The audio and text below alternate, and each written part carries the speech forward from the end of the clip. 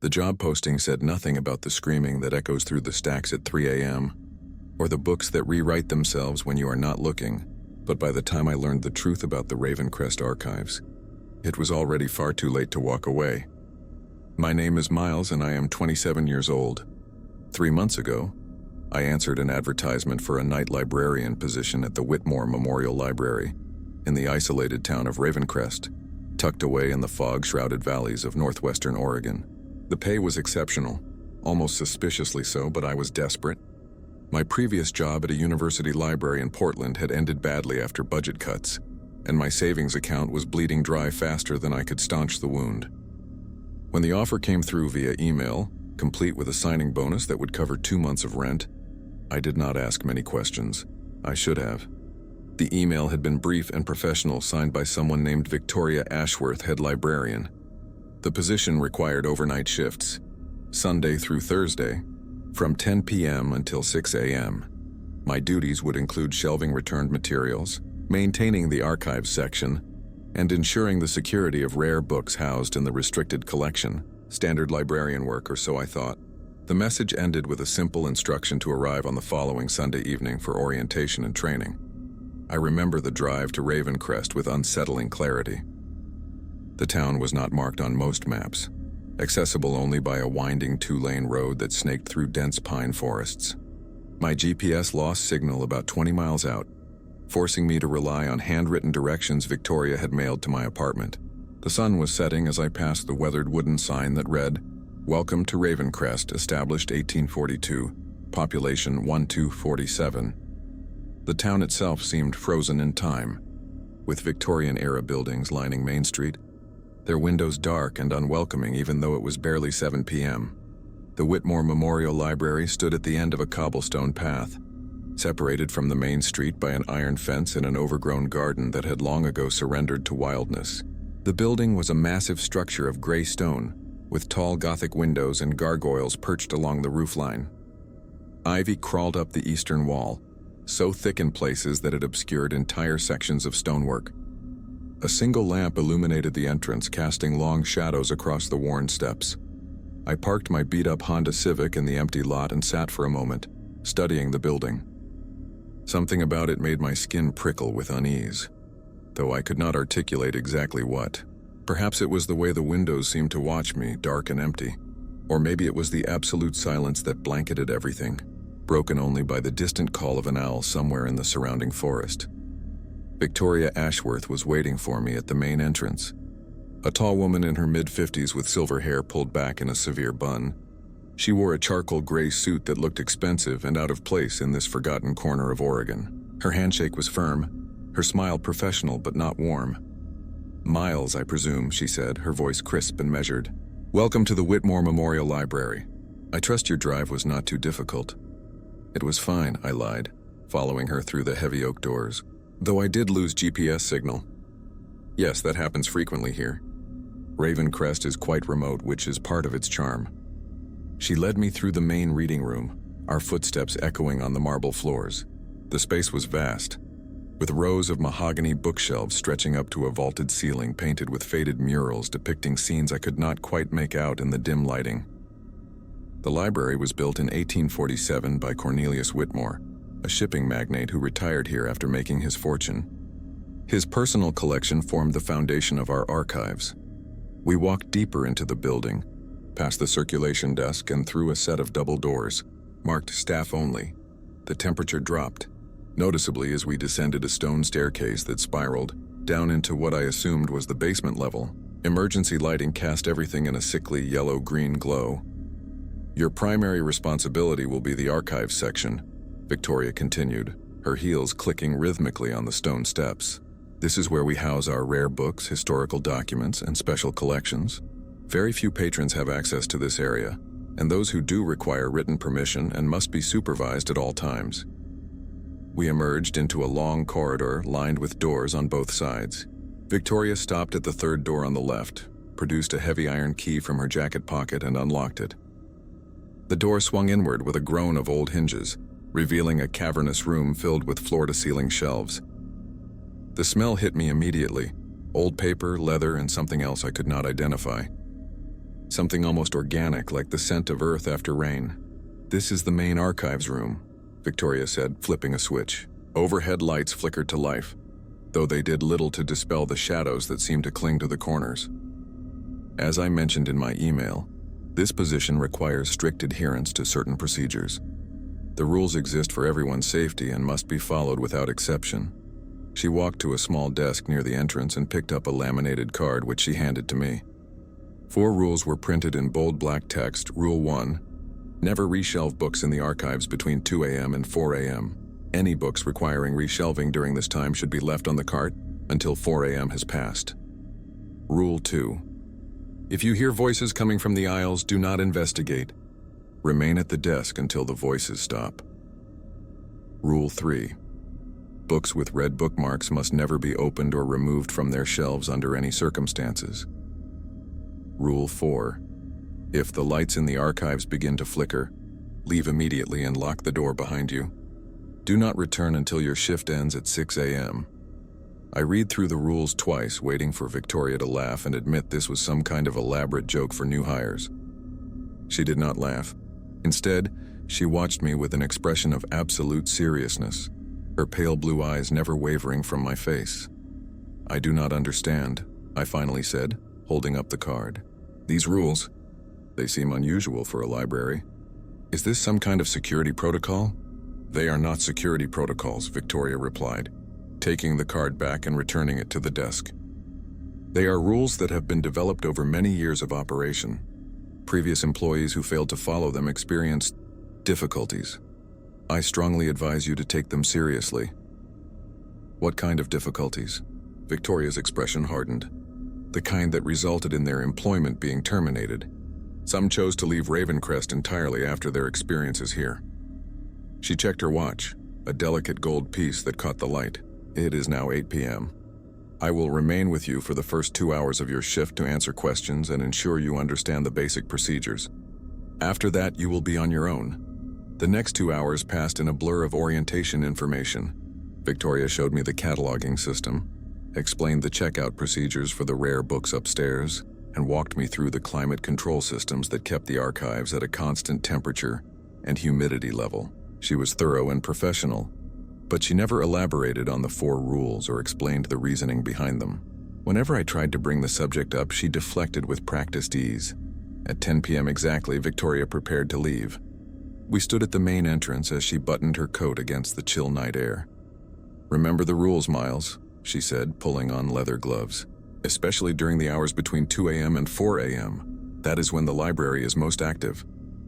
"Active?" I repeated. "What does that mean?" But Victoria was already walking toward her car, a black sedan that gleamed under the parking lot lights. I watched her drive away, the taillights disappearing into the fog that had rolled in from the surrounding forest. Then I was alone. I locked the main doors and returned to the circulation desk where Victoria had left a checklist of tasks for the night. Most were mundane. Process returned books, update catalog entries, perform a security walkthrough of the building every 2 hours. I started with the returned books, scanning their barcodes and checking them back into the system. It was familiar work, comforting in its routine. The library at night was a different world from what I had glimpsed during my arrival. Every sound seemed amplified: the hum of the heating system, the creak of old wood settling, the whisper of wind against windows. I found myself glancing over my shoulder more than once, certain I had heard footsteps or the rustle of pages turning. But whenever I looked, there was nothing there. At midnight, I did my first security walkthrough. I carried a flashlight even though the lights were on throughout the building, something instinctive that made me feel better about wandering the empty halls. The main reading room was exactly as I had left it. The children's section on the second floor was silent and still, picture books lined up neatly on their shelves. The third floor, which housed the general fiction and non-fiction collections, was equally undisturbed. I saved the archives for last, partly because it was furthest from the main desk and partly because something about that basement room unsettled me. The stone staircase seemed darker than before, the emergency lighting dimmer. I descended slowly, my footsteps echoing in the enclosed space. The archives door was closed but not locked. Victoria had explained that it should remain unlocked during my shift in case of emergency. I pushed it open and reached for the light switch. The fluorescent tubes overhead buzzed and flickered before settling into steady illumination. Everything appeared normal. The shelves stood in their neat rows, books organized by a system I was still learning. The reshelving cart Victoria had shown me earlier was empty, pushed against the far wall. I walked the perimeter of the room, checking for any signs of disturbance or water damage, as my checklist required. The books were old, many of them dating back over a century based on their condition and bindings. Some sections were cordoned off with red velvet ropes restricting access to particularly fragile materials, and scattered throughout the shelves exactly as the rules had warned were books marked with red bookmarks, thin strips of crimson ribbon protruding from closed pages. I stopped in front of one such book, a leather-bound volume with no title visible on its spine. The red bookmark was tied to the binding with what looked like black thread. I found myself reaching toward it before catching myself and pulling my hand back. Victoria's warning echoed in my mind. Books with red bookmarks must never be opened or removed from their shelves under any circumstances. Why? What was in these books that made them so dangerous? Or was this all just an elaborate test of my ability to follow instructions? I completed the walkthrough and returned upstairs, logging the results on my checklist. Everything was secure. Everything was normal. I tried to settle into the rhythm of the work, processing more returned materials and updating several catalog entries that had been flagged for review. At 1:30 a.m., I made myself a cup of coffee in the small staff break room adjacent to the main office. The coffee maker was ancient, gurgling and hissing like something alive, but it produced a decent cup of dark roast. I stood by the window looking out at the parking lot and the forest beyond. Fog had grown thicker, reducing visibility to perhaps 20 feet. The parking lot lights were mere halos of dim yellow in the murk. That was when I noticed the footprints. They led from the tree line to the main entrance of the library, clearly visible in the thin layer of frost that had formed on the sidewalk. But here was the thing that made my stomach clench. They stopped at the door but did not lead away. Someone had approached the building and then simply vanished. I set down my coffee cup and walked quickly to the main entrance, checking the locks. They were secure, deadbolts engaged exactly as I had left them. I pressed my face to the glass, looking for any sign of someone outside. The footprints were there, definitely real and not a trick of the light, but there was no one in sight. A rational explanation existed, I told myself. Someone had approached the door, realized the library was closed, and walked away. Their returning footprints were simply obscured by fog or shadows. It was not mysterious. It was not concerning. I did not believe my own rationalization, but I clung to it anyway. At 1:55 a.m., I was back at the circulation desk, trying to focus on updating catalog entries, when I heard the first sound from below. It was faint, barely audible over the ambient noise of the building. A soft thump, like a book falling from a shelf. I checked my watch. 1:57 a.m. 3 minutes until 2 a.m. 3 minutes until the window of time specified in Rule 1. The sensible thing would have been to ignore it. To stay at my desk and wait for the strange hours to pass just as the rules instructed. But I was curious, and curiosity has always been my greatest weakness. I told myself I would just take a quick look, make sure nothing had actually fallen and created a hazard. I would not reshelve anything. I would just check. I descended the stone staircase with my flashlight even though the lights were working. The temperature in the stairwell had dropped again. I could see my breath misting in front of my face. The archives door was open, which struck me as odd. I was certain I had closed it after my last walkthrough. "Hello?" I called out, my voice sounding small and uncertain. "Is someone here?" No response. Just the hum of the climate control system and my own breathing. I stepped into the archives room and immediately knew something was wrong. The air felt different, heavier somehow, pressing against my skin like water. And there was a smell, that organic, earthy scent I had noticed earlier, but stronger now, almost overwhelming. A book lay on the floor between two shelves about 30 feet from where I stood. It was a thick volume bound in dark leather, its pages splayed open where it had fallen. I checked my watch again. 1:59 a.m. Still 1 minute until the prohibited time window. I walked toward the fallen book, my footsteps silent on the carpeted floor. As I drew closer, I could see handwritten text on the open pages, the ink faded brown with age. The handwriting was elaborate, almost calligraphic, but the language looked strange, not quite English, but not completely foreign either. I knelt down to pick it up, and that was when my watch face rolled over to 2 a.m. The lights went out.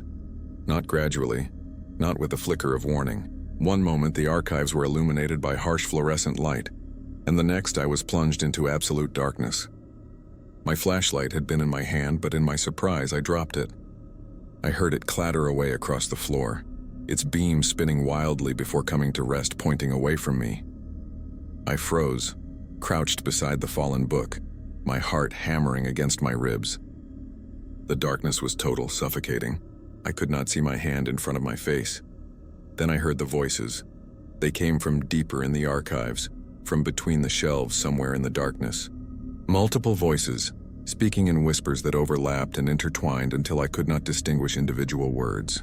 The sound made my skin crawl, made every instinct scream at me to run. Rule 2.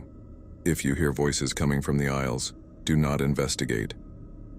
Remain at the desk until the voices stop, but I was not at the desk. I was in the middle of the archives, surrounded by shelves, with my flashlight somewhere in the darkness and voices growing louder by the second. I forced myself to move, crawling on my hands and knees in what I hoped was the direction of the door. My fingers brushed against carpet, then the metal wheel of the reshelving cart, then nothing but empty air. I had lost my sense of direction completely. The whispers were changing, becoming more distinct.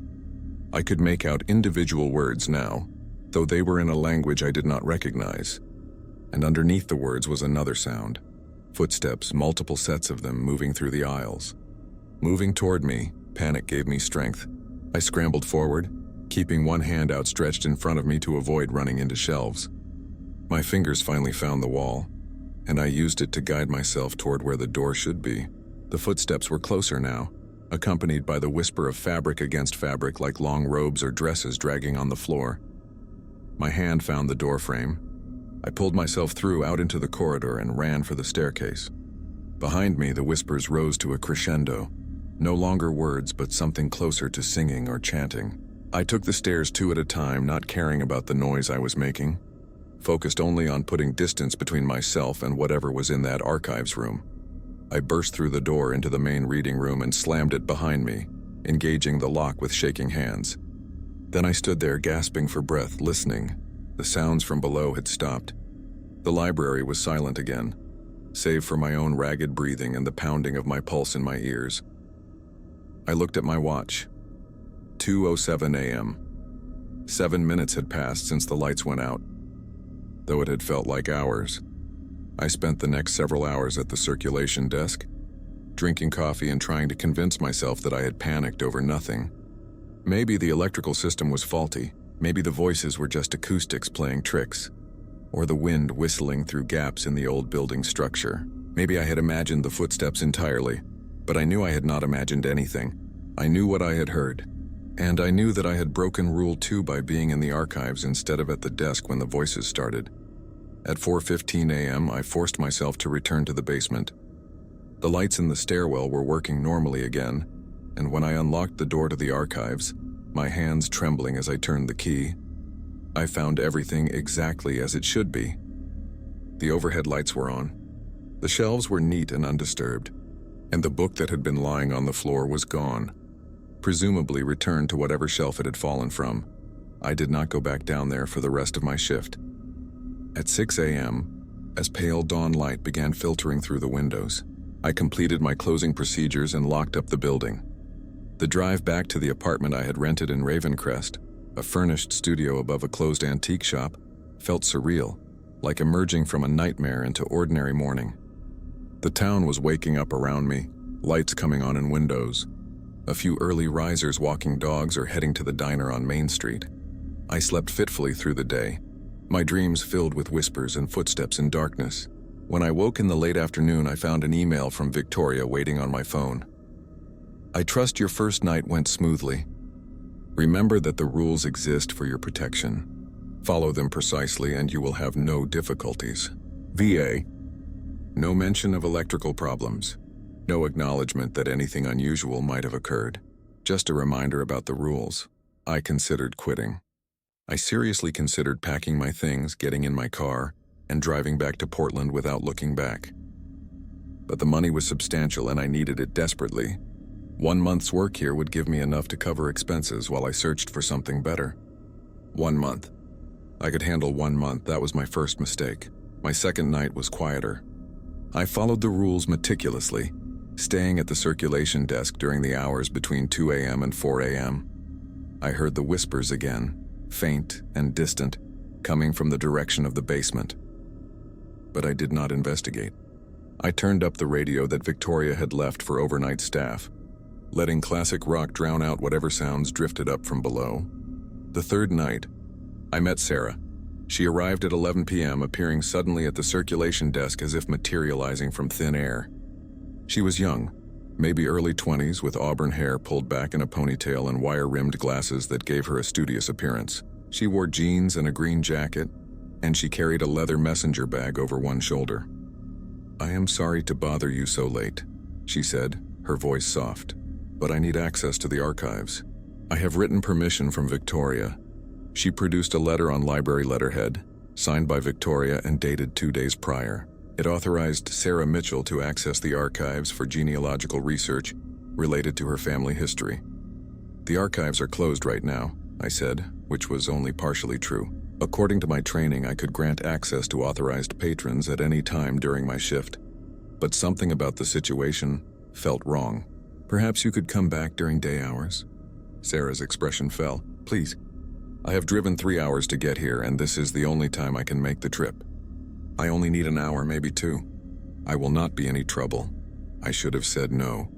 Every instinct told me to send her away and maintain the security of the archives. But she looked so earnest, so desperate, and the letter was legitimate. What harm could come from one researcher spending an hour or 2 with old documents? "All right," I said, standing up. "But you will need to stay in the main archives room and I will need to supervise." Relief washed over her face. "Thank you so much. I really appreciate this." I led her down to the archives, unlocking the door and turning on the lights. The room was exactly as I had left it during my security walkthrough. Neat, organized, and utterly normal in the bright, fluorescent illumination. Sarah walked the perimeter slowly, studying the shelves and occasionally pulling out a book to examine its spine. "What exactly are you researching?" I asked, positioning myself near the desk where I could keep an eye on her. "My great-great-grandfather lived in Ravencrest in the 1890s, she explained, running her fingers along a shelf of bound journals. "Family legend says he was involved in something significant here, something that was never talked about openly. I am trying to find records or documents that might shed light on what actually happened." "What kind of something?" Sarah hesitated, glancing at me over her shoulder. "Have you noticed anything strange about this library?" The question caught me off guard. "What do you mean?" "The rules, the restrictions, the way Victoria talks about the archives like they are some kind of forbidden zone." She pulled out a leather journal and opened it carefully, scanning the yellowed pages. "This is not a normal library, Miles. Surely you have realized that by now." I had not told her my name. The realization hit me like cold water. "How do you know my name?" I asked, taking a step toward her. Sarah looked up from the journal, and in that moment something changed in her expression. The earnestness vanished, replaced by something harder, more calculating. "You are new. You do not understand what this place really is. Then explain it to me." She closed the journal and returned it to the shelf. "The Whitmore Memorial Library is not just a repository of books and documents. It is a prison. Every volume in this archives room contains something dangerous. Memories, knowledge, or worse. The red bookmarks mark the most dangerous ones, the books that could do serious harm if opened by the wrong person." "That is ridiculous," I said, but my voice lacked conviction. "Books do not have supernatural powers, and do they not?" Sarah moved to another shelf, her fingers trailing along the spines. "Then why do you follow rules about when you can and cannot reshelve them? Why does Victoria warn you about voices in the darkness? Why does the building feel different at night?" Because she was right. I had felt it from the first moment I entered this place, something wrong, something unnatural lurking beneath the surface of ordinary library operations. "What do you really want?" I asked. Sarah stopped in front of a section cordoned off by red velvet rope. Behind the rope, several books sat on a shelf, each marked with a red bookmark. I want what my great-great-grandfather hid here 100 years ago. A book he was supposed to destroy but could not bring himself to. A book containing knowledge that cost him everything. She reached toward one of the marked books. Do not. I lunged forward, grabbing her wrist before her fingers could touch the spine. The rules specifically say those books cannot be removed. Sarah tried to pull away, but I held firm. Her eyes met mine, and what I saw there made my blood run cold. There was no humanity in that gaze. Only a vast emptiness that seemed to go on forever. "Let me go, Miles," she said, her voice changing, deepening, becoming something that no human throat should produce. "Let me go, or I will show you what happens to people who interfere." I released her wrist and stepped back, my heart racing. Sarah, or whatever was wearing Sarah's appearance, smiled without warmth. "Smart choice," she said. Then she turned and walked toward the door, moving with an odd gliding motion that did not quite sync with her footsteps. At the threshold, she paused and looked back at me. "You should leave this place, Miles. Leave before you become like the others, trapped between the pages and unable to escape." Then she was gone, vanishing into the shadows of the corridor outside. I stood there for a long moment, trying to process what had just happened. Had that been a real person possessed by something from the books? Or had it been something else entirely, wearing human form like a disguise? I checked my watch. 1:47 a.m. 13 minutes until the window when everything became more dangerous. I turned off the lights in the archives and locked the door, my hands still shaking. As I climbed the stairs back to the main level, I made a decision. Today, once I had slept, I would search for information about this library, about Cornelius Whitmore and whatever had happened here in the past. I would find answers, even if I had to dig through every historical record in Ravencrest. But first, I had to survive the rest of my shift. The remaining hours passed without incident, though I jumped at every sound and found myself constantly checking the time, counting down the minutes until 4 a.m. when the dangerous window would close. At 6 a.m. I locked up and drove home, exhausted but too wired to sleep immediately. I spent the day at the Ravencrest Historical Society, a small building on the edge of town that housed local records and archives. The woman at the desk, a grandmother type with kind eyes and gray hair, was happy to help me research the Whitmore family. Cornelius Whitmore was quite the figure in his day, she said, pulling out several boxes of documents and photographs. Built the library as a gift to the town, though some folks thought it was more of a curse. "Why would they think that?" I asked, spreading old photographs across the table. Cornelius stared out from a formal portrait, a stern man with dark eyes and a thick beard. Strange things happened after the library opened. People went missing. Others claimed to see things in the building at night.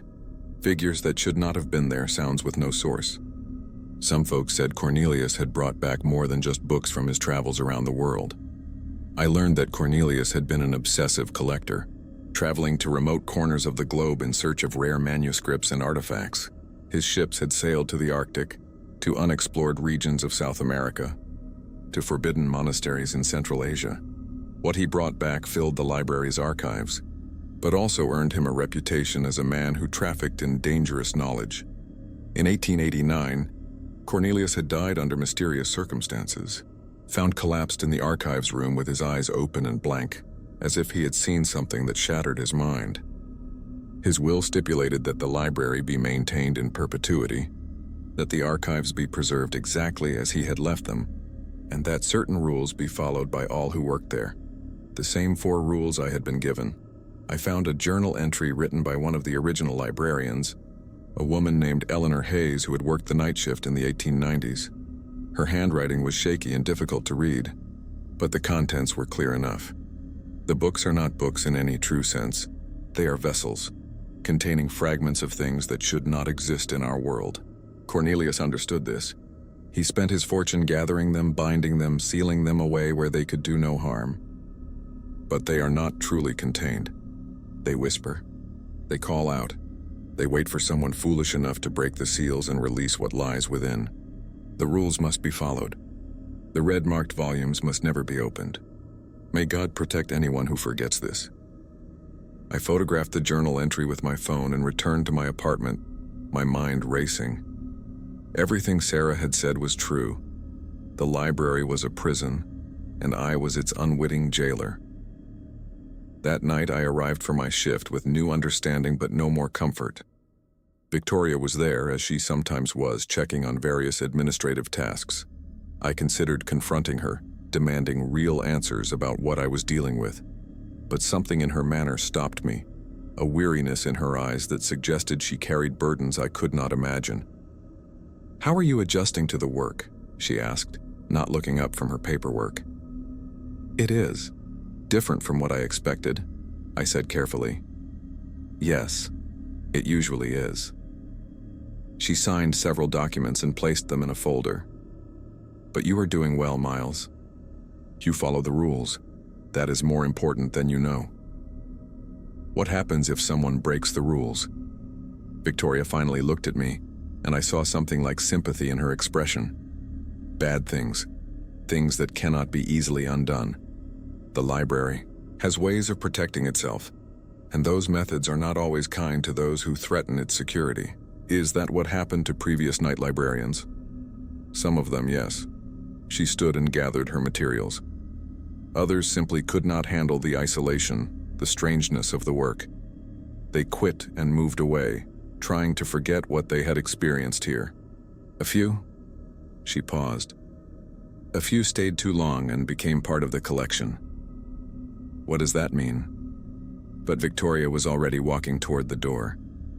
"Remember the rules, Miles, especially Rule 4. The flickering lights are a warning that should never be ignored." After she left, I settled into my routine, processing returns and updating records. But my mind was elsewhere, thinking about Eleanor Hayes's journal entry and what it meant to become part of the collection. Were there people trapped somehow?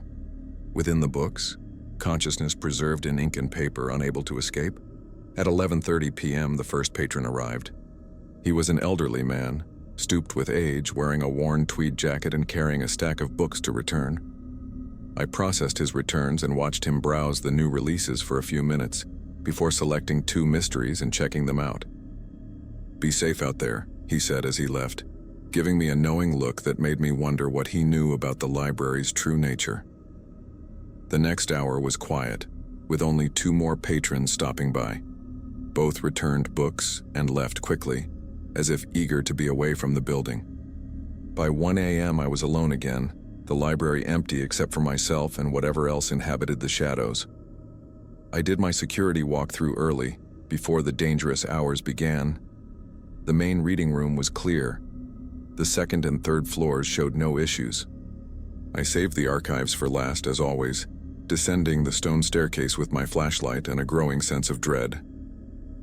The archives door was locked, exactly as I had left it. I unlocked it and stepped inside, sweeping my flashlight across the rows of shelves. Everything appeared normal, but that organic smell was stronger tonight, almost overpowering. And there was something else, a sense of presence, as if the room itself was aware of me and watching my movements. I walked the perimeter quickly, checking for any obvious problems. As I rounded the corner near the section with red-marked books, my flashlight beam caught something that made me stop cold. One of the books with a red bookmark was lying on the floor, its pages splayed open. This was impossible. Those books were never moved, never touched. Victoria had been adamant about that, yet here it was, on the floor, as if someone had pulled it from the shelf and simply dropped it. I checked my watch, 1:43 a.m. 17 minutes until the dangerous window began. I knew I should leave the book where it was and report it to Victoria in the morning. The smart, safe thing would be to walk away and pretend I had not seen it. But curiosity and a perverse need to understand what I was dealing with drove me forward. I knelt beside the book and examined it without touching. The pages were covered, in handwriting, similar to what I had seen in the book that fell on my first night. But this handwriting was different, more frantic, less controlled. The text appeared to be a journal or diary, dated entries chronicling someone's experiences. I read the visible page. June 14th, 1889. Cornelius showed me the truth today. The key. Books he has collected are not mere curiosities or historical artifacts. They are prisons, each one containing a fragment of something vast and terrible. He explained that in his travels, he encountered beings that exist outside our normal understanding, things that have always been here, in the spaces between thoughts and dreams, waiting for doors to open. The books are doors, but doors that have been sealed and locked. As long as they remain closed, we are safe. But if even one were to be opened fully, completely, the thing it contains would be free to enter our world. The handwriting became more erratic in the next visible section. June 19th, 1889. I heard it calling to me last night. The book I helped Cornelius bind 3 months ago, the one we brought back from the expedition to Alaska. It whispers my name in my dreams, promises me knowledge and power beyond imagination. Cornelius says I must resist, that the books lie and manipulate. But how can I be certain? What if the knowledge they contain could benefit humanity? The final visible entry was dated June 23rd, 1889, written in a shaking hand. I am trapped. God help me. I am trapped inside the pages. I opened the book for just a moment, just to glimpse what it contained, and now I cannot escape. I can still see the archives room, but I'm viewing it as if through thick glass. I can hear Cornelius calling my name, but when I try to respond, no sound emerges. This is my fault. This is my punishment for breaking the rules. To whoever finds this, never open the books. Never. The price is too terrible. I stared at the page, a chill running through me. This had to be the person Cornelius found dead in the archives, the one whose mind had been shattered by whatever he had seen. But if this person had been trapped inside the book, why was their physical body found in the room? Unless being trapped meant something different, something worse. Consciousness split between two realities, unable to fully exist in either. I looked at my watch. 1:58 a.m. 2 minutes. I needed to leave. Now. But as I started to stand, the handwriting on the page began to change. Right before my eyes, new words appeared, forming slowly, as if being written by an invisible pen. Miles. I know you can read this. Close the book. Walk away. Do not make the same mistake I did. My hands were shaking so badly I could barely hold the flashlight steady. The book was communicating with me directly, impossible as that seemed. I should have run. I should have followed my own instincts and every warning I had received. Instead, I heard myself whisper, "Who are you?" More words appeared. My name does not matter anymore. What matters is that you understand. The books are alive in ways that defy explanation. They feed on curiosity, on the desire for forbidden knowledge. They will promise you anything to make you open them fully. Resist, please. What happens if I open it? You become part of it. Your consciousness, your memories, your very essence absorbed into the pages, and something else takes your place in the physical world, wearing your face like a mask. This is what happened to me. What happened to dozens of others over the years. The things inside the books need human vessels to fully manifest. The lights flickered. Rule 4 crashed through my panic like a klaxon. If the lights in the archives begin to flicker, leave immediately and lock the door behind you. Do not return until your shift ends at 6 a.m.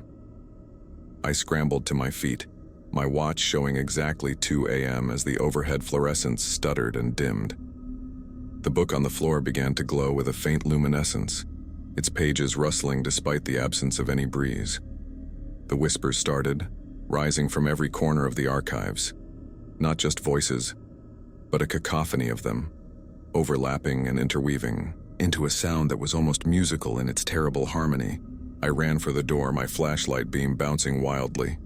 Behind me, I heard the sound of books falling from shelves, dozens of them hitting the floor in rapid succession.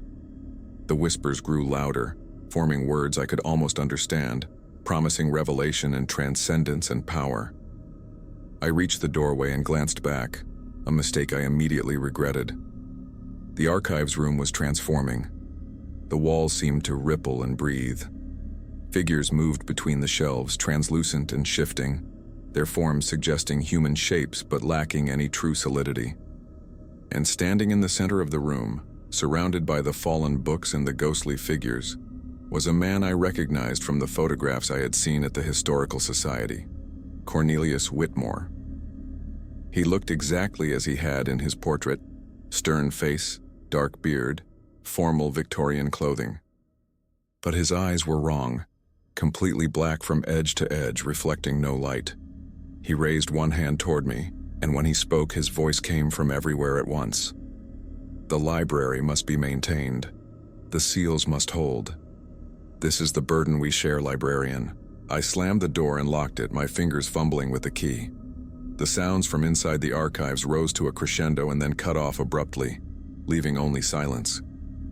I stood in the corridor, gasping for breath, my heart hammering against my ribs. Slowly, I backed away from the door and made my way up the stairs. My legs felt weak, barely able to support my weight. When I reached the main level, I locked the stairwell door for good measure, knowing it would do no real good if something truly wanted to reach me, but needing the psychological comfort anyway. I spent the hours between 2 a.m. and 4 a.m. at the circulation desk, every light in the building turned on, the radio playing at high volume. I did not process any books. I did not update any records. I simply sat there watching the clock and listening for any sounds that did not belong. At 4:03 a.m., my phone buzzed with a text message from an unknown number. You did well tonight. The library tests everyone who works here. Some fail, some pass. You passed. VA Victoria. Somehow she knew what had happened, though I had no idea how. Was the building monitored? Or was there something else at play? Some connection between the head librarian and the library itself? I did not respond to the message. What could I possibly say? The rest of my shift passed in a fog of exhaustion and lingering fear. At 6 a.m., I locked up and walked to my car through the pre-dawn darkness, certain at any moment that something would reach out from the shadows to drag me back inside. But nothing did. The parking lot was empty. The building stood silent and dark behind me. I should have quit. Any reasonable person would have quit. But something kept me going back night after night. Maybe it was the money. Maybe it was a perverse need to understand what I had gotten myself into. Or maybe it was something else. A sense of responsibility to whatever Cornelius Whitmore had started. To the mission of keeping dangerous things contained and sealed away. Over the following weeks, I learned to navigate the rhythms of the library. I memorized which sections were safe and which should be avoided during certain hours. I learned to recognize the signs that something was becoming active. Changes in temperature, shifts in air pressure, the quality of silence that preceded supernatural activity. The voices between 2 a.m. and 4 a.m. became a nightly occurrence, sometimes barely audible whispers and sometimes rising to screams that made my teeth ache. I stayed at the circulation desk during those hours, following Rule 2 religiously. Books occasionally fell from shelves in the archives, but I never investigated during the dangerous window. I waited until 4 a.m. had safely passed before going down to check. The red-marked books remained on their shelves, untouched. I gave them a wide berth, remembering the journal entry and Cornelius's warning. Whatever was trapped inside those volumes, it could wait an eternity for all I cared. I did have more encounters with Sarah, or at least with things wearing Sarah's appearance. She appeared 3 more times over the course of a month, always with different stories about research needs, always trying to gain access to the restricted sections. I denied her every time, eventually learning to recognize the emptiness in her eyes before she even spoke. On one occasion, she dropped the pretense entirely. "You are stronger than I expected," she said, standing at the circulation desk with that inhuman smile. "Most mortals break within weeks. But you persist, why?" "Because someone has to," I replied, surprised by the steadiness in my own voice. "Because if the books are opened, something terrible happens. I have read the accounts. I know what is at stake, do you?" She leaned forward, her movements unnaturally fluid. "Do you truly comprehend what Cornelius imprisoned here? Knowledge that could reshape reality, power that could elevate humanity beyond its current limitations, all locked away by one man's fear and arrogance, or locked away because releasing it would destroy us all." Sarah, or whatever wore her form, studied me for a long moment. Then she laughed, a sound like breaking glass. "Perhaps you are right. Perhaps we are all better off with doors that remain closed. But doors do not stay closed forever, Miles. Seals weaken, bindings fray. And when they do, someone will need to make a choice about what happens next." She walked away then, dissolving into shadow before reaching the main doors. I never saw her again after that night, though I sometimes wondered if she was still out there somewhere, waiting for the right moment to try again. Victoria checked in on me regularly, her visits becoming more frequent as I proved myself capable of handling the work. We never discussed directly what happened in the archives during the night hours, maintaining a professional fiction that I was simply managing a rare books collection. But there was an understanding between us, an acknowledgement of shared knowledge. "You are doing well," she said one evening, about 6 weeks into my employment. "Better than most. The library has accepted you." "Accepted me?" I repeated. "What does that mean?" "The building is aware, Miles. On some level, it understands who works within its walls and whether they respect its purpose. You follow the rules. You protect what needs protecting. That matters more than you might think." "What happened to the last person who had this job?" Victoria's expression darkened. He became curious. Started researching the book's origins, trying to understand the mechanisms that kept them sealed. One night he decided to test his theories. He opened one of the red-marked volumes just for a moment, convinced his precautions would protect him. She paused, choosing her words carefully. "He is still here, in a sense. Part of the collection now, like so many others before him." The implications of that statement chilled me. How many people had been absorbed into the books over the decades? How many consciousness fragments were trapped in those pages, aware but unable to escape? Could they ever be released, I asked. The people trapped inside? Only if the books themselves were destroyed, Victoria said. But destroying them would release everything else they contain as well. The cure would be worse than the disease, so they remain as they are, prison for the dangerous and the damned alike. It was not a comforting thought, but it helped me understand the stakes. This was not just about following arbitrary rules. It was about maintaining a barrier between our world and things that should not exist within it. My shift settled into a routine, as much as anything about that job could be called routine. Process returns, update records, avoid the archives during the dangerous hours, investigate cautiously after 4 a.m., complete security walkthroughs, survive until dawn. Some nights were quiet. Others were filled with sounds and signs of supernatural activity. I learned to take both in stride. 2 months in, I experienced my first serious incident with Rule 4. It was a Tuesday night, unremarkable in most respects. I had processed the evening's returns and was working on updating catalog entries when, at 1:30 a.m., the lights throughout the entire building began to flicker. Not just in the archives, everywhere. The overhead fluorescence stuttered and dimmed, then brightened to painful intensity before dimming again. Rule 4 was explicit. If the lights begin to flicker in the archives, leave immediately. But what did it mean when the lights flickered everywhere? I grabbed my keys and phone, preparing to evacuate the building entirely if necessary. But before I could reach the main doors, they slammed shut on their own, the locks engaging with loud clicks. I tried my keys, but they would not turn in the mechanism. I was sealed inside. The temperature dropped rapidly, my breath forming clouds in the air. The radio on the circulation desk began cycling through stations on its own, fragments of music and voices blending into static. And from the basement, I heard a sound unlike anything I had experienced before. A deep, resonant thrumming that seemed to vibrate through the building's very foundations. Something was trying to break free. I did not know how I knew this, but the certainty was absolute. One of the seals had weakened, and whatever it contained was pushing against its bonds. The library itself was responding, trying to maintain the containment, but it needed help. I found myself moving toward the basement stairs, operating on instinct rather than conscious thought. This was dangerous, possibly suicidal, but I understood somehow that if I did not act, the seal would break completely. And if that happened, Victoria's warnings about becoming part of the collection would be the least of my problems. The stairwell was dark, the emergency lighting dead. I used my phone's flashlight, descending into cold that made my joints ache.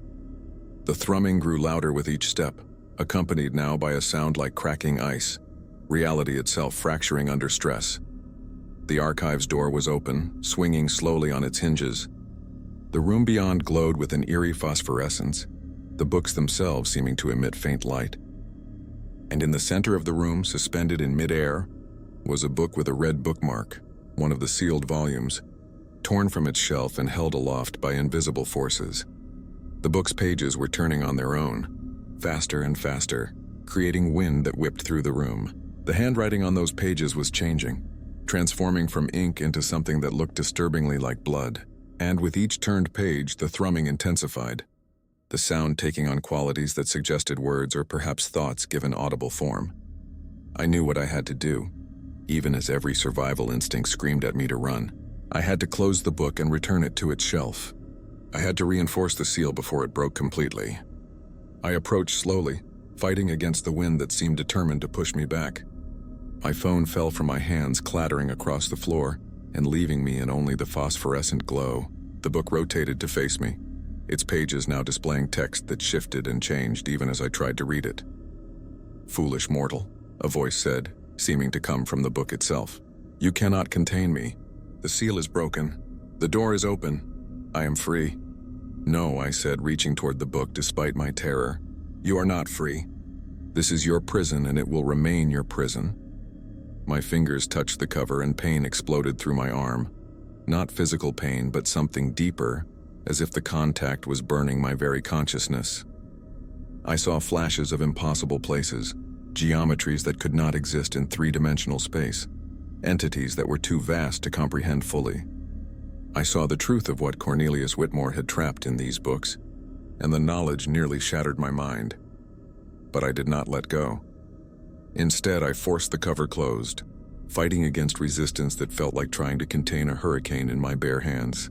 The wind intensified, tearing at my clothes and hair. The thrumming became a roar, and for a moment I thought I would fail, that the thing in the book would escape and consume me entirely. Then, impossibly, the cover snapped shut. The wind died instantly. The phosphorescence faded, the thrumming stopped, replaced by absolute silence. I stood in the dark archives clutching the closed book, my entire body trembling with exhaustion and residual terror. Slowly, carefully, I carried the book to its shelf and replaced it exactly where it had been. The red bookmark hung from its pages like a warning flag. I tied it more securely to the binding, using thread I found in the desk drawer for exactly this purpose, and stepped back. The lights flickered once more, then stabilized. The temperature began to rise back toward normal, and from somewhere in the darkness I heard a voice that might have been Cornelius Whitmore. "Well done, librarian. The seal holds." I made my way back upstairs on shaking legs, my mind still reeling from what I had experienced and seen. The main doors were unlocked now. The building returned to its normal state. I spent the remaining hours of my shift at the circulation desk, too wrung out to do anything productive. At 6 a.m., Victoria was waiting for me at the entrance. She looked at me with an expression that might have been respect or sympathy or both. "You felt it," she said. It was not a question. I nodded, not trusting my voice. The seals fail sometimes. Not often, but it happens. When they do, someone must reinforce them. That is the true responsibility of the night librarian. Not just following rules, but actively maintaining the barriers that keep dangerous things contained. She handed me a cup of coffee from the thermos she carried. "You did what needed to be done. The library recognizes that, and so do I. How many times have you had to do that?" I asked, accepting the coffee gratefully. "More than I care to count. I have been head librarian here for 18 years, Miles. Before that, I worked the night shift for 7 years. I know what you are going through, what you are facing. And I know how hard it is to keep doing this work, knowing what waits in the darkness. Why do you stay?" Victoria smiled sadly. "Because someone has to. Because if we do not maintain this place, if we do not follow the rules and reinforce the seals and protect the boundaries between worlds, something catastrophic will happen." Cornelius understood this. He spent his fortune and ultimately his life building this prison. We honor his sacrifice by continuing his work. It was the most honest conversation we had ever had, and it helped me understand my place in something larger than myself. I was not just a night librarian. I was a guardian, a keeper of dangerous knowledge, part of a tradition stretching back over a century. Over the following weeks, I threw myself into understanding that tradition more fully. I spent my days at the Historical Society, reading accounts of previous librarians and their experiences. I learned that the position had always been difficult to fill, that most people lasted only a few months before the stress and fear drove them away. A few like me adapted and stayed longer, and a handful, like Victoria, made it their life's work. I also learned more about the books themselves. Cornelius had traveled the world seeking out dangerous texts, grimoires of forbidden magic, journals of mad explorers who had ventured too far beyond reality's edge, codices written by things that were never human. He had bound them, sealed them, and brought them to Ravencrest where they could be contained and monitored. But the books were not passive prisoners. They were active, conscious in ways that defied normal understanding, always seeking ways to influence the world outside their pages. They called to the curious and the desperate. They promised knowledge and power to anyone willing to break the seals, and occasionally, they found someone weak or foolish enough to listen. The red-marked books were the most dangerous, containing things that could potentially remake reality if released. But even the unmarked volumes in the archives carried risks. Reading them could plant ideas that grew and metastasized in human minds. Handling them could leave psychic residue that influenced thoughts and dreams. Simply being in their presence for extended periods could warp perception and judgment. This was why the rules existed. This was why the dangerous hours between 2 a.m. and 4 a.m. had to be navigated so carefully. During those hours, the barriers between worlds were thinnest and the book's influence strongest. Staying away from the archives during that window was not cowardice but wisdom. I followed the rules religiously, but I also began to understand their flexibility. The rules provided a framework for safety, but situations arose that required judgment and initiative. When the seal had failed and the book floated free in the archives, following Rule 4, leaving when the lights flickered, would have been disastrous. The situation demanded intervention even at great personal risk. Victoria recognized this understanding in me. 3 months into my employment, she began teaching me additional responsibilities. How to check the integrity of seals, how to recognize signs of weakening containment, how to perform minor repairs to the binding spells that held certain volumes closed. She taught me incantations in languages I did not recognize, showed me symbols that had to be redrawn periodically on certain shelves, explained the proper way to handle books that resisted being reshelved. "You have potential," she said during one of these training sessions. "Most night librarians simply follow the rules and hope for the best. But true guardians understand the underlying principles. They know when to follow rules and when to adapt. They are not just employees but partners in maintaining the library's mission." "What happens when you retire?" I asked. "Who takes over as head librarian?" Victoria looked at me with an unreadable expression. "Typically, the position goes to whoever has proven themselves capable during the night shift. Someone who understands the work, respects the rules, and has demonstrated the judgment needed to handle difficult situations." She paused. "Someone like you, potentially." The implication was clear, and it filled me with mixed emotions. Part of me was honored to be considered for such responsibility. Another part recoiled at the thought of spending years or decades managing this strange prison, forever watching the seals and reinforcing the barriers. But I did not voice these doubts. Instead, I continued my work night after night, learning and adapting and growing into the role. 4 months in, I had my most disturbing experience yet. It was a Thursday night, quiet and uneventful until approximately 1 a.m., when a patron entered the library. This was unusual but not unprecedented. We occasionally had late-night visitors who needed to access materials for research or work projects. What made this patron different was his appearance. He was tall, well over 6 feet, dressed in clothes that looked vintage but perfectly maintained, a 3-piece suit in charcoal gray, a pocket watch chain visible across his vest. His face was ordinary enough, middle-aged and unremarkable, but his eyes were strange. They seemed to reflect light oddly, showing colors that did not quite match the ambient lighting. "Good evening," he said, his voice pleasant and cultured. "I am looking for a specific volume. Perhaps you can help me locate it." "Of course," I replied, maintaining professional courtesy despite my unease. "What are you looking for?" "A journal. Leather-bound.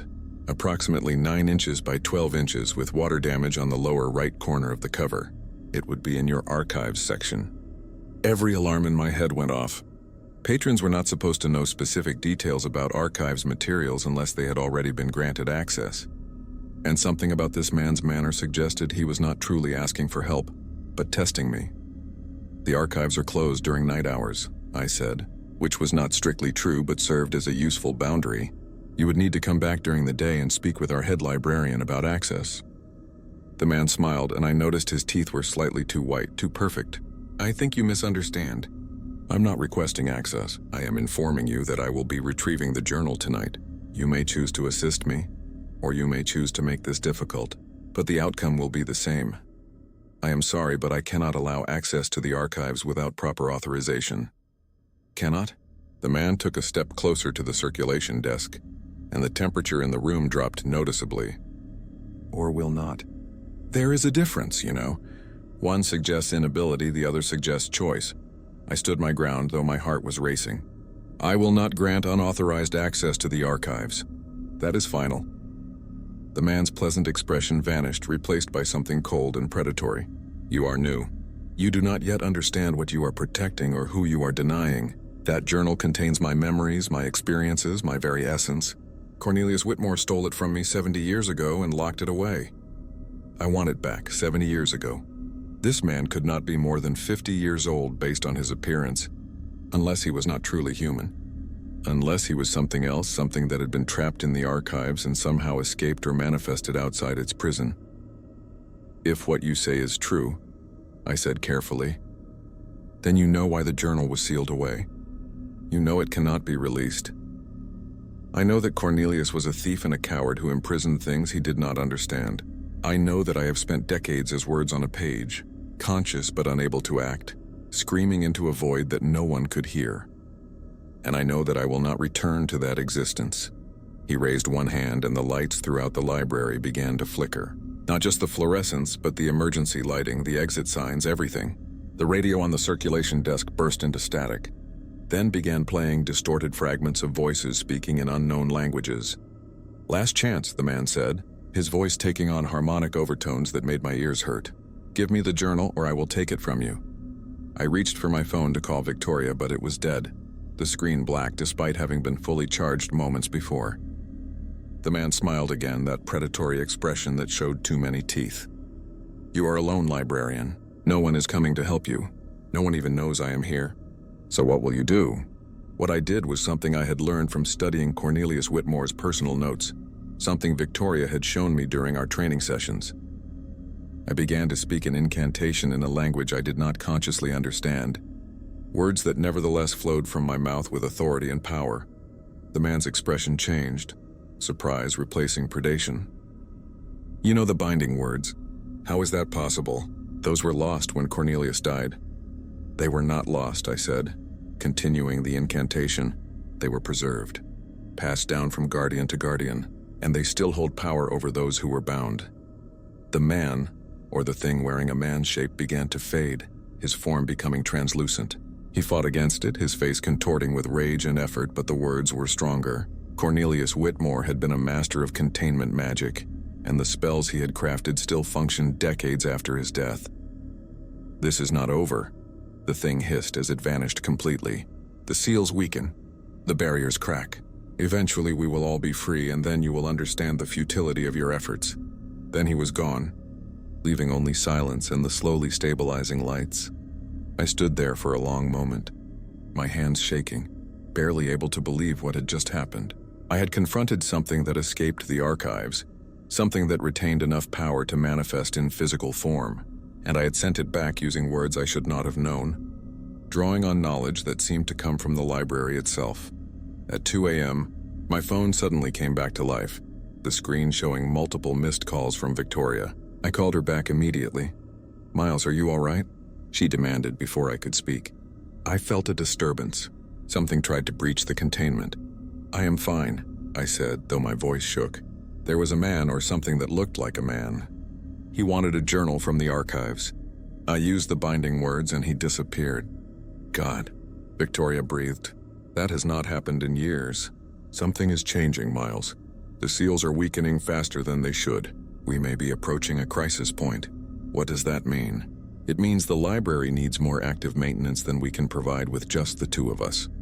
It means we may need to consider bringing in additional help, people who understand this work and can assist with reinforcement. She paused. It means the situation is becoming more dangerous. Over the following weeks, Victoria did indeed bring in additional staff. 3 people who had worked as night librarians at other repositories of dangerous knowledge around the country.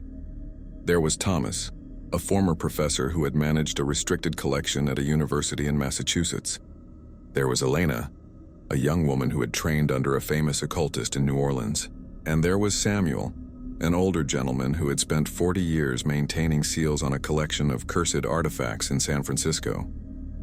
Together, we formed a team dedicated to maintaining the Whitmore Memorial Library. We worked in shifts, ensuring someone was always present to monitor the archives and respond to incidents. We performed regular inspections of the seals, checking for signs of degradation or tampering, and we began the painstaking process of reinforcing the most critical containments, strengthening the barriers that held the most dangerous things imprisoned.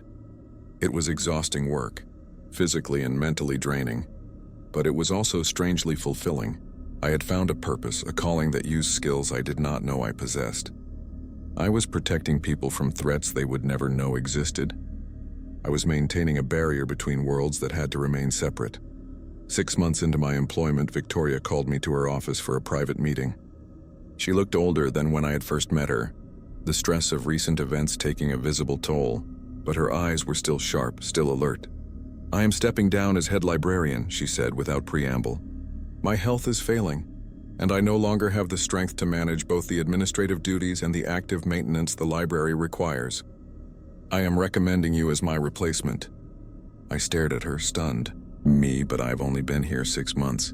Surely Thomas or Samuel would be better choices. Thomas is brilliant, but he lacks the instincts needed for this work. He thinks too much and trusts his judgment too little. Samuel is experienced, but he is also in his 70s and not physically capable of handling the more demanding incidents. Elena is capable, but she is too reckless, too willing to take unnecessary risks. Victoria leaned forward. "You, Miles, have the right combination of qualities. You follow the rules but know when to adapt.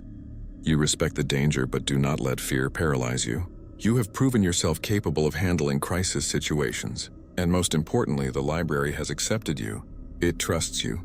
That matters more than experience or knowledge." "What does it mean to be head librarian here?" I asked. "Beyond the administrative work?" "It means you become the primary guardian, the one ultimately responsible for maintaining the seals and managing the containment. It means you dedicate your life to this work, knowing it will consume you but accepting that burden anyway." She smiled sadly. "It means you become what Cornelius Whitmore was, a keeper of dangerous things, a warden of impossible prisons, a barrier between worlds." I thought about everything I had experienced over the past 6 months. The fear and the wonder, the terror and the satisfaction. The nights when I had nearly broken, and the moments when I had proven stronger than I knew. This place had changed me, shaped me into something I had not been before. "I accept," I said. Victoria nodded, unsurprised. "Then as of next week, you will be the head librarian of the Whitmore Memorial Library. May God grant you the wisdom and strength to handle what lies ahead." The transition was surprisingly smooth. Victoria spent a week showing me the administrative systems, introducing me to the library board members who knew at least part of the truth about what we maintained, and transferring the various security codes and access permissions. Then on a quiet Sunday afternoon, she packed up her personal belongings and left Ravencrest for good, retiring to a small town in Arizona, where she hoped to spend her remaining years in peace. I stood in what was now my office, looking at the desk and bookshelves that had been Victoria's for nearly 2 decades. The responsibility felt enormous, crushing in its weight, but I also felt ready. The library had taught me well, tested me thoroughly. Whatever came next, I would face it as its guardian. That first week as head librarian was relatively quiet, allowing me to settle into the new routine. I maintained the night shift schedule I had grown accustomed to, preferring to be present during the dangerous hours rather than leaving them to others. Thomas, Elena, and Samuel handled day operations, assisting patrons and managing the general library functions. But I knew the quiet would not last. Something was building, some crisis that Victoria had sensed but not lived to see resolved. The seals continued to weaken despite our efforts. More books attempted to manifest physical presences outside the archives. The whispers between 2 a.m. and 4 a.m. grew louder and more distinct each night. 7 months into my employment, 2 weeks into my tenure as head librarian, the crisis finally came. It began on a Tuesday night, unremarkable in every way until 1:47 a.m., when every single light in the building went out simultaneously, not flickering, not dimming, but instant absolute darkness. Emergency power did not engage. My flashlight would not turn on. My phone was dead. It was as if all electrical systems had simply ceased to function. I sat in that darkness listening. The whispers had stopped. The ambient noise of the building had ceased. Even the ever-present hum of the climate control system was silent. It was the most complete quiet I had ever experienced, oppressive and unnatural. Then, from the basement, came a sound that made my blood run cold, the sound of dozens of books hitting the floor simultaneously, followed by the creak of the archive's door opening. Something was coming up from below. I moved quickly despite the darkness, navigating by memory and touch to the main office where we kept the emergency supplies. My hands found the box Victoria had shown me, the one marked Final Resort. Inside were candles, matches, salt, chalk, and a leather-bound journal containing Cornelius Whitmore's personal grimoire of containment spells. I lit 3 candles and arranged them in a triangle on the circulation desk, just as Cornelius's instructions dictated. Then I opened the grimoire and began reading the spell of sealing, speaking the words clearly despite my fear. Footsteps echoed in the stairwell, ascending slowly. Multiple sets of footsteps accompanied by whispers in a dozen different languages. The things from the archives were coming, all of them at once, taking advantage of what must be a catastrophic failure of the containment systems. The footsteps reached the top of the stairs. Figures emerged from the darkness beyond the candlelight, translucent, shifting forms that hurt to look at directly.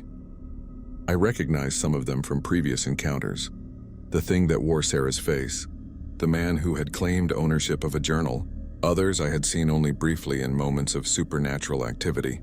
And behind them all, solid and real in a way the others were not, walked Cornelius Whitmore. He approached the circulation desk slowly, his black eyes reflecting the candlelight strangely. When he spoke, his voice was clear and human, lacking the harmonic distortions of the other spirits. "The seals have failed," he said. "After 138 years, my prison is breaking. The things I bound are escaping. And you, Guardian, must make a choice." "And what choice?" I asked, my hands gripping the grimoire. "You can attempt to reseal them, to force them back into their prisons and reinforce the barriers. But the cost will be high. The spell requires a human anchor, a consciousness to bind the magic and hold it in place. You would become like me, trapped between worlds, neither living nor dead, eternally maintaining the containment. Or you can let them go free. Release the bindings entirely and allow these things to return to the world. Some would cause harm. Others might bring knowledge and enlightenment. But the choice would no longer be yours to make. You would surrender the burden of guardianship and live whatever life remained to you as a normal man." I looked at the spirits gathered in the darkness, at the malevolent intelligence shining in their translucent forms. I thought about what Victoria had said about becoming a keeper of dangerous things.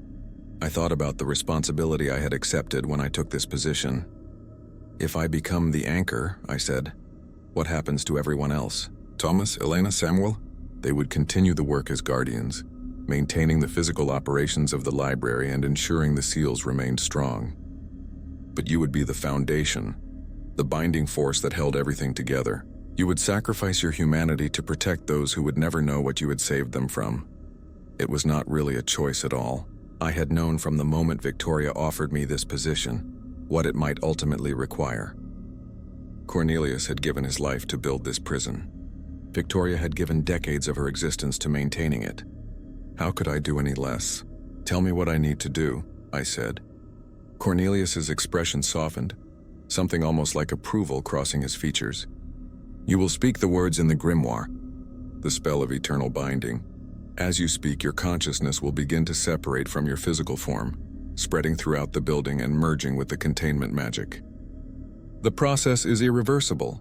Once begun, it cannot be stopped." I opened the grimoire to the page he indicated.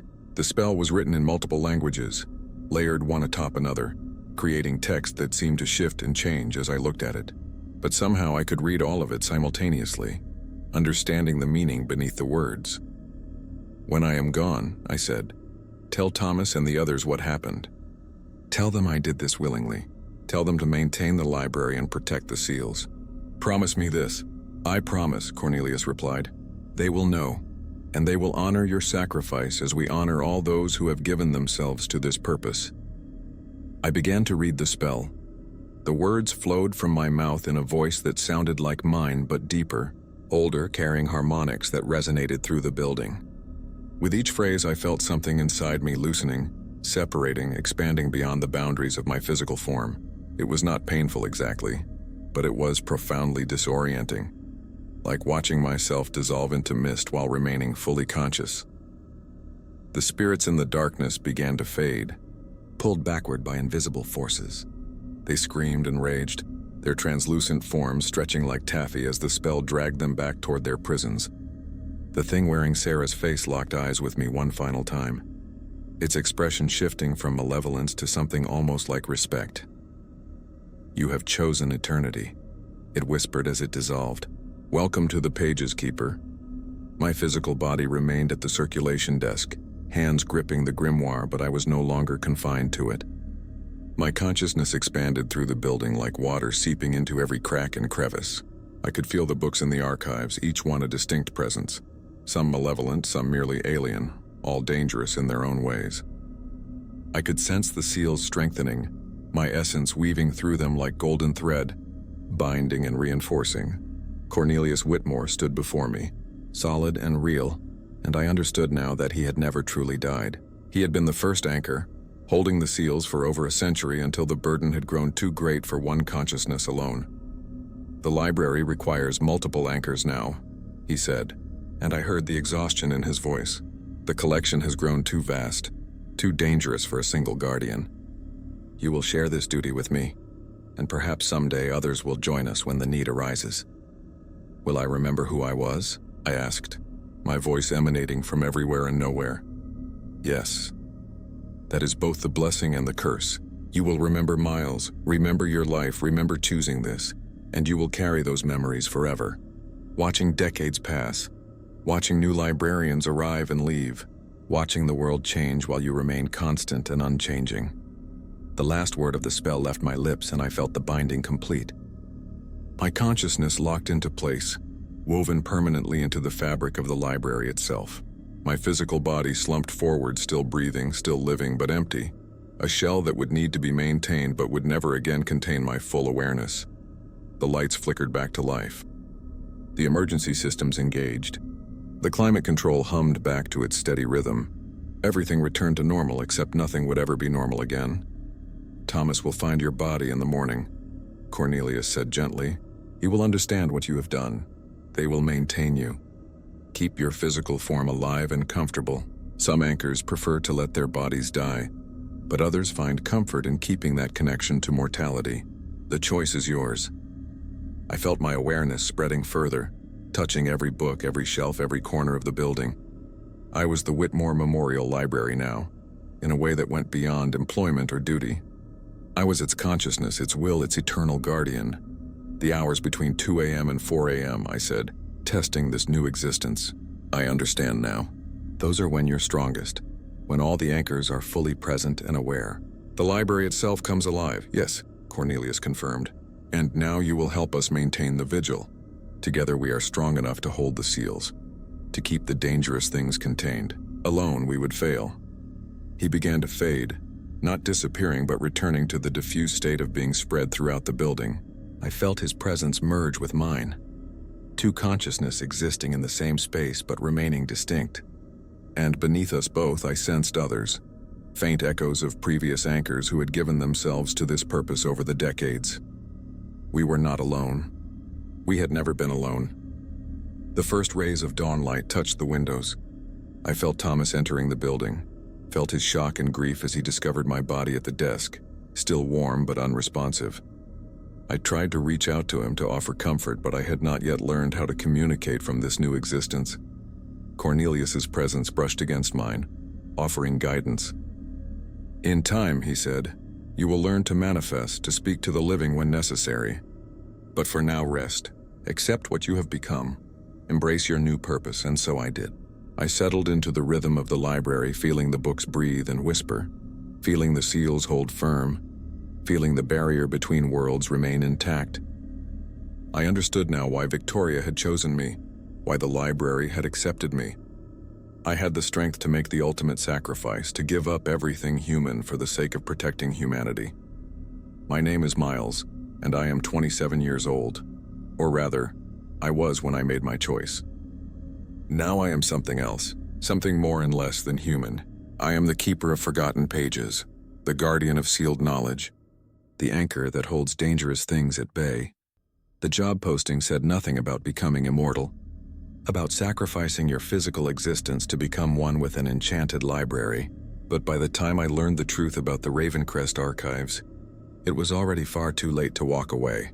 And standing here now, my consciousness spread through every stone and shelf, feeling the weight of terrible knowledge contained and controlled. I find that I have no regrets. The library must be maintained. The seals must hold.